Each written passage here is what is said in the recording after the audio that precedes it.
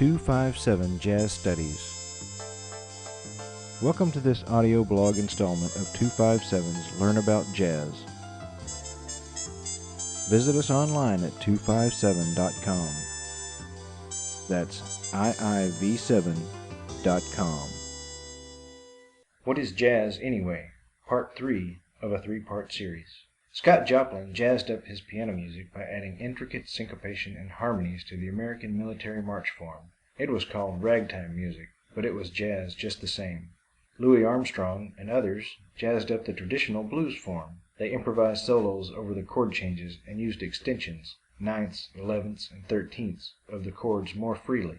America's music. Duke Ellington, among many composers for big band, jazzed up American popular music and the standard song form. They enriched the colors available to their compositions by expanding the size of the band and standardizing the sections. Charlie Parker and Dizzy Gillespie refined and opened these forms to make room for longer and more detailed improvised solos.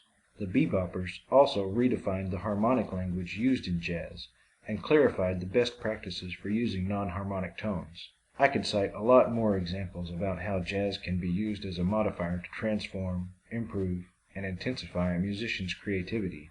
I mean, we didn't even talk about Miles Davis, who expanded and redefined jazz no less than 4 times. To dance or not?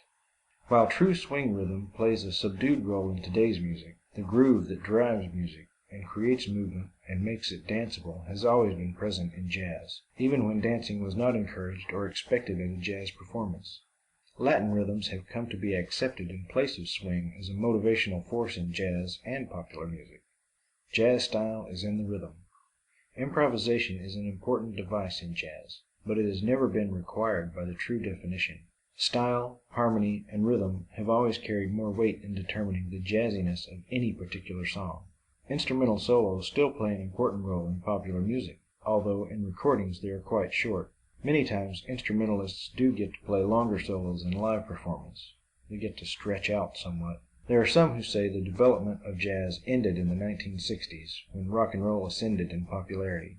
But even the popular music of today, hip-hop, club music, country, and all, use some elements of jazz to one degree or another.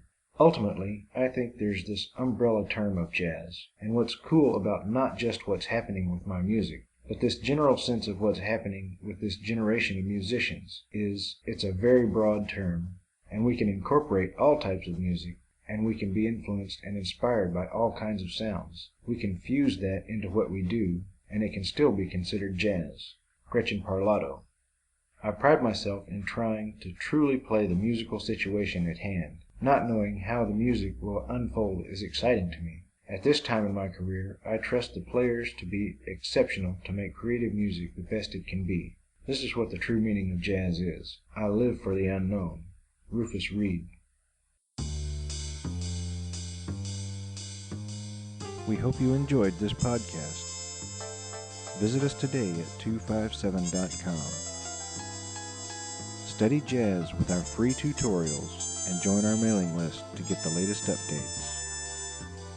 That's iiv7.com.